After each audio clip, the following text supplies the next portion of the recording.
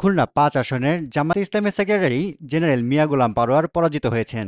লাঙ্গল প্রতীকে জাতীয় পার্টির চেয়ারম্যান গোলাম মোহাম্মদ কাদের নির্বাচিত হতে পারেননি। ফেনী ২ আসনে ১১ দলীয় জোটের প্রার্থী ও এবি পার্টির চেয়ারম্যান মুজিবুর রহমান মঞ্জু হেরে গেছেন।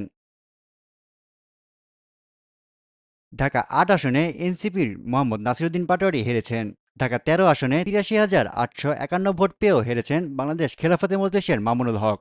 পঞ্চগড় ১ আসনে বিএনপির প্রার্থী ব্যারিস্টার নওশাদ জামিলের কাছে হেরে যান এনসিপির উত্তরাঞ্চলের মুখ্য সমন্বয়ক সার্জিস আলম।